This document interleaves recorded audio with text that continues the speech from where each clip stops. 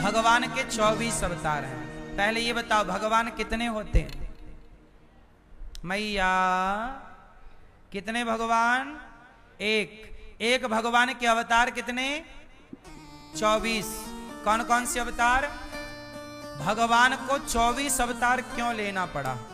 क्या एक अवतार से काम नहीं हो सकता था?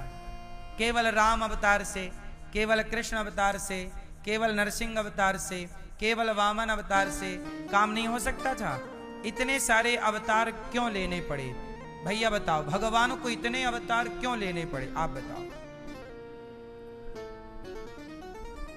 बैठे बैठे उत्तर देना। भगवान को इतने अवतार क्यों लेने पड़े? उत्तर जोर से।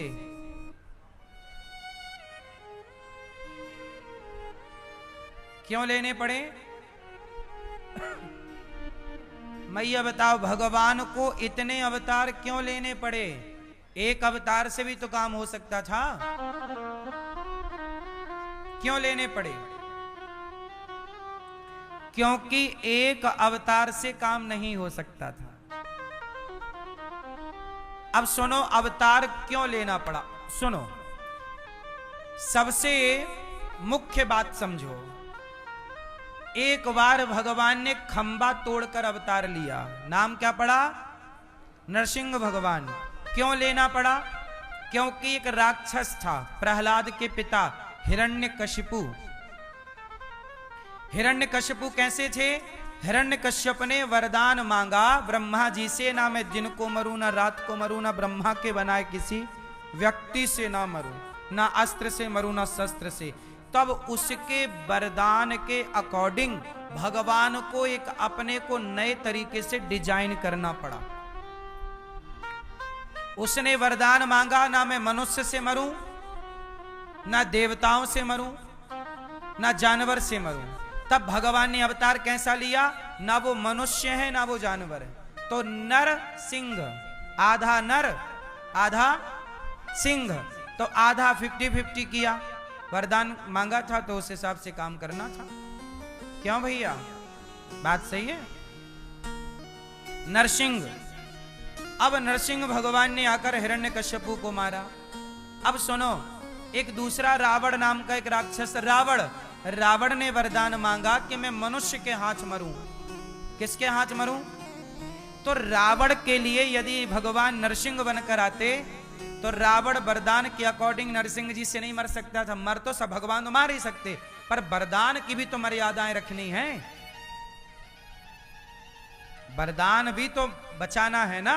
अपनी ही वाणी ना मानेंगे तो कैसे काम बनेगा? रावण ने क्या वरदान मांगा? हम मनुष्य के हाथ मरें। अब मनुष्य तो कोई भी निपटा दे, पर नहीं, जिसके अंदर मनुष्यता है वही ना मनुष्य है। तब भगवान नरसिंह बनकर आए हिरण्यकश्यपु को मारने, और वही भगवान रावण को मारने मनुष्य बनकर आए। राम हैं भगवान, पर मनुष्य बनकर मनुष्य की लीला कर रहे हैं। इसलिए पत्नी चोरी हो गई तो रो रहे हैं। जैसे आपकी पत्नी कहीं चली जाए तो आप रोने लग जाए, कहां चली गई, कहां चली गई। आपकी जाएगी तो रोओगे कि नहीं रोओगे? हैं? कि चाहोगे ठीक चली गई?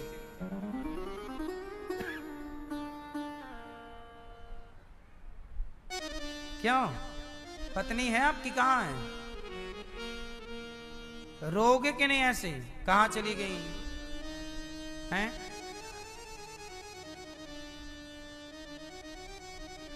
सुनो, राम जी पूरी मनुष्यों की लीला कर रहे हैं। मनुष्य बने ना भैया, लीला करनी है, बने ही मनुष्य हैं। विप्रधेनु सुर संतहित लीन मनुज अवतार। अच्छा सुनो, ये पूरी कथा भागवत जी की है। मैं आपको जो विस्तार दे रहा हूं वो भागवत जी में बहुत लीलाएं विस्तार से हैं, पर मैं आपको समझ में आए इस तरीके से समझा रहा हूं। है वही बात। सुनो, एक बार क्या हुआ, भगवान ने एक अवतार लिया, वामन। क्या बन गए भगवान? जोर से मैया, क्या बने भगवान? हैं? वामन किसके लिए बने? राजा बलि 99 यज्ञ पूरा कर रहे हैं, 100वां करने जा रहे हैं, तो राजा बलि के दरबार पे भीख मांगने आ गए वामन। अब जो काम वामन भगवान कर सकते हैं वो काम राम नहीं कर सकते। वामन भगवान दरबार में जाके राजा बलि से क्या मांग रहे हैं? भिक्षा, 3 पग भूमि दे दे भैया। क्या दे दे? अब क्या राम भिखारी बन सकते हैं? तो जो काम वामन भगवान कर सकते हैं वो वामन करेंगे। जो लीला जैसी सिचुएशन थी वैसा रूप भगवान ने बनाया। ऐसे करते करते 24 अवतार हो गए। समुद्र मंथन हुआ तो जिस पत्थर की मछानी बनाए वो नीचे जाने लगा, तो उस मंदराचल पर्वत को थामने के लिए भगवान ने कच्छप रूप बनाया था, कछुआ। क्या रूप बनाया? फिर क्या हुआ?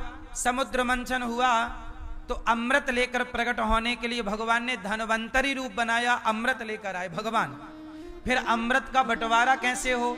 दैत्यों ने अमृत छीन लिया, तब बंटवारा करने के लिए भगवान ने मोहिनी का अवतार धारण किया। अब वहां राम या नरसिंह या वामन अवतार से काम नहीं चलता, तो एक नया अवतार क्रिएट करना पड़ा, मोहिनी। बात समझ में आ रही है? जहां जैसी जरूरत पड़ी वहां वैसा अवतार भगवान ने जरूरत के अनुसार लिया है। तो ये ऐसे करते करते भगवान के कितने अवतार हो गए? 24। वैसे तो अवतार भगवान के अनंत हैं, हरि अनंत हरि कथा अनंता, कहाँ ही सुना ही बहुविधि सब संता, पर 24 मुख्य हैं लिखे हुए वेद पुराणों में। ऐसे अवतारों में एक अवतार हुआ भगवान का कृष्ण रूप। कृष्ण का अवतार हुआ गीता को प्रकट करने के लिए और मर्यादा की रक्षा, धर्म की रक्षा करने के लिए। महाभारत हुआ, भगवान ने पांडवों की रक्षा की। एक दिन क्या हुआ कि अश्वत्थामा ने द्रौपदी के 5 बेटों को मार दिया। तब द्रौपदी के 5 पुत्रों के मर जाने पर द्रौपदी भगवान की शरण में आई। तब अर्जुन ने अश्वत्थामा को पकड़ना चाहा, अश्वत्थामा ने ब्रह्मास्त्र चला दिया। अभी हमने बात की अश्वत्थामा के पिता गुरु द्रोणाचार्य की, कि गुरु द्रोणाचार्य ने अपनी शिक्षा को बेचना स्टार्ट कर दिया गरीबी के कारण, परंतु हमारे यहां शिक्षा बिकती नहीं थी, इसलिए गुरु द्रोणाचार्य जी को भी अधर्म से मरना पड़ा था। जो गलत करेगा तो भोगना पड़ेगा, कोई हो। अश्वत्थामा ने द्रौपदी के 5 पुत्रों को मारा। अर्जुन ने देखा कि ब्रह्मास्त्र चला दिया। अर्जुन को मारने के लिए अश्वत्थामा ने ब्रह्मास्त्र चला दिया। तब भगवान श्री कृष्ण की शरण में अर्जुन आए। कृष्ण कृष्ण महाबाहो भक्तानाम भयंकर त्वमेको दह्यमानाना मपवर्गोऽसि संस्रते। क्या कहा अर्जुन ने? हे प्रभु, कृष्ण कृष्ण महाबाहो, हे प्रभु, ये अश्वत्थामा ने हमें मारने के लिए ब्रह्मास्त्र चला दिया है। आप ऐसी कृपा करो कि हमारी रक्षा हो। भगवान ने कहा अर्जुन तुम भी ब्रह्मास्त्र चलाओ। यदि आप भी ब्रह्मास्त्र चलाएंगे तो बचना होगा, वरना संभव नहीं है। अर्जुन ने कहा भगवान रक्षा करो। तब भगवान ने कहा आप भी ब्रह्मास्त्र अर्जुन ने चलाया। दोनों ब्रह्मास्त्र शांत हो गए और अश्वत्थामा को पकड़कर द्रौपदी के समक्ष लाकर खड़ा किया। तब द्रौपदी ने जब देखा कि अश्वत्थामा के पांव हाथ बांधकर अर्जुन ने पटक रखा, तब द्रौपदी ने कहा मुच्यताम मुच्यतामेष ब्राह्मणो नितराम गुरु। अर्जुन, द्रौपदी ने अर्जुन को डांटा, अर्जुन ये क्या किया? ये अश्वत्थामा को तुमने बांध दिया, ये तुम्हारे गुरु का बेटा है और गुरु का बेटा गुरु के तुल्य है, क्या किया? मुच्यताम, छोड़ दो इसे। क्या इसे मार देने से? अर्जुन ने कहा इसने तेरे 5 बेटे मार दिए द्रौपदी, तेरे 5 बेटे मार दिए।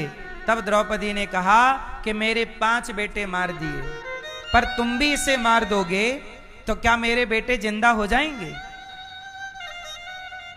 यदि मेरे बेटा जिंदा हो इसको मारने से तो जरूर मार दो, पर ये मेरे बेटे तो जिंदा ना होंगे, पर इसकी मां भी मेरी तरह रोने लग जाएगी। मैं जानती हूं कि बेटे के जाने का दर्द क्या है।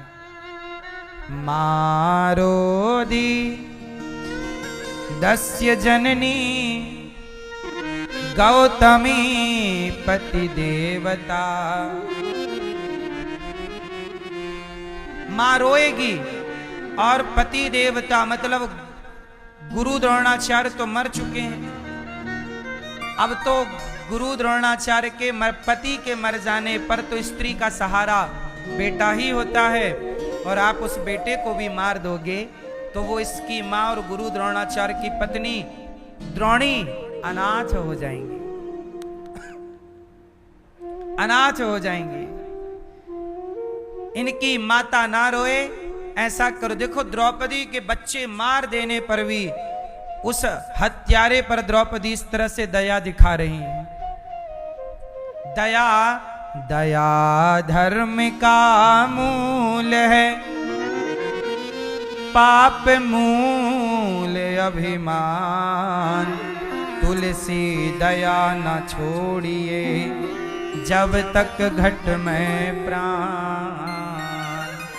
दया सदा करना चाहिए।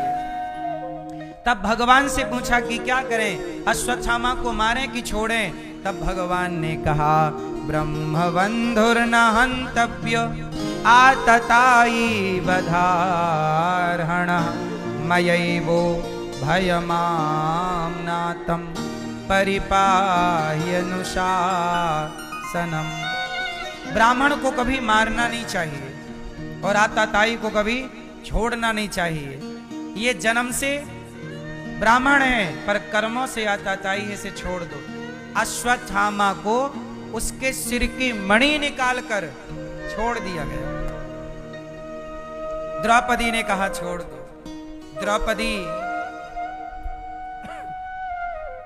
करुणा से भरी एक स्त्री है,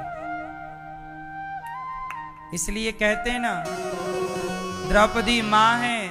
आप लोगों से मेरी प्रार्थना, जिसने तुझे जन्म दिया रे,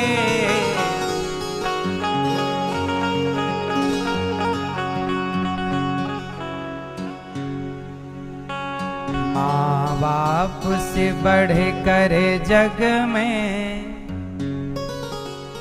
कोई दूजा नहीं खजाना। जिसने तुझे जन्म दिया रे, दिल उसका नहीं दुखाना। जिसने तुझे जन्म दिया रे, दिल उसका नहीं दुखाना। अच्छा कहते हैं ना कि जिसको औलाद ने मारा, अरे वक्त भला क्या मारे, जिसको औलाद ने मारा।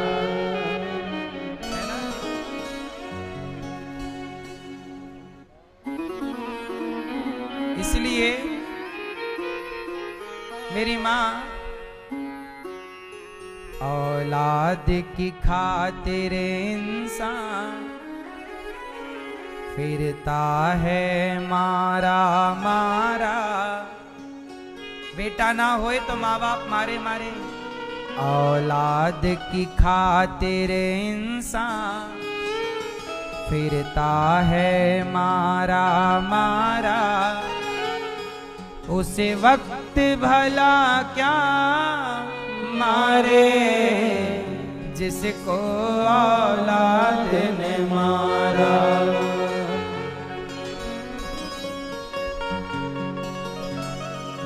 क्या बताएं,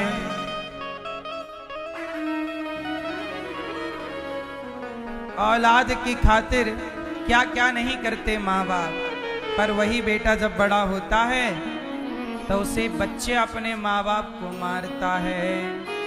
उसे वक्त भला क्या मारे, जिसको औलाद ने मारा। जिनकी खुशियों की खातिर रातों की नींद गवाई, उसने उनकी खुशियों की जीते जी चिता जलाई, जीते जी चिता जलाई। जिसको चाहा था उन्होंने इस जान से ज्यादा प्यारा, उस वक्त भला क्या मारे, जिसको औलाद ने मारा। इसलिए कहता हूं साहब कि कुछ भी हो पर माँ बाप के प्रति सदा नम्र रहो, माँ बाप के प्रति सदा अपना पुत्र का फर्ज निभाओ। एक बात बताएं, भारत की परंपरा क्या है? जब कोई व्यक्ति सन्यास ले लेता है तो सन्यास लेने के बाद वो अपने पिता को प्रणाम नहीं करता। सन्यासी अपने पिता को प्रणाम बोलो नहीं करता, पर सन्यासी भी अपनी मां को प्रणाम करता है, मां के पांव छूता है। सन्यासी भगवान के अतिरिक्त किसी को सिर नहीं झुकाता, लेकिन वो सन्यासी के लिए विधान है हमारे शास्त्रों पुराणों में कि भगवान से भी बढ़कर दर्जा यदि है तो मां का है, इसलिए मां के चरणों में सिर झुकाओ। इसलिए सन्यासी भी कहते हैं, साधु भी अपनी मां को अपने पास रख सकते हैं और सेवा कर सकते हैं। मतलब मां के ऋण से तुम साधु बन गए तो बन गए, बन जाओ साधु, पर तुम मां के ऋण से थोड़ी मुक्त हो सकते हो। इसलिए आद्य शंकराचार्य जी ने सन्यास ले लिया तो मां रो पड़ी कि बेटा तू तो साधु बन गया, सन्यासी हो गया, अब तू कैसे मेरा ख्याल रखेगा बेटा, मुझे जरूरत पड़ेगी तो कौन आएगा। तब शंकराचार्य जी ने कहा, मां तू जब जहां से पुकारेगी मैं वहां आऊंगा। तो शंकराचार्य जी जैसे जो साक्षात भगवान शिव के अवतार हैं, वो भी अपनी मां की सेवा करते रहे और उन्होंने मां की सेवा की। इसलिए साहब सदा मां के प्रति नम्र रहो। माना कि मां थोड़ी चिड़चिड़ी है, माना कि मां का स्वभाव थोड़ा आपके स्वभाव से, आपके विचारों से मैच नहीं करता, फिर भी मां तुमसे भले बात नहीं करती, पर तुम मां के प्रति सम्मान रखो, मां के प्रति श्रद्धा रखो। मां डांट दे, मार दे, कुछ कह दे, उस बात को बिल्कुल हल्के में ही लो, बहुत बड़ी बात नहीं है। मां का डांटना अच्छा है। मां तुम्हारे के साथ कैसा भी व्यवहार करे, पर तुम उसके साथ गलत व्यवहार ना करो, तुम अच्छा व्यवहार करने का प्रयास करो। तुम्हारे अच्छे व्यवहार को वो स्वीकार करे या ना करे, वो मां की अपनी। कुछ बेटों का मन है कि मां मेरे पास रहे, मैं सेवा करूं, पर मां बोलती है मैं तेरे पास नहीं रहूंगी, मैं इस बेटे के साथ रहूंगी। तो अब क्या करे, बेटे का मन तो है पर मां ही स्वीकार नहीं कर रही है। इसमें बेटे का दोष नहीं है, तुम बस अपनी मां के प्रति श्रद्धा रखो, बस।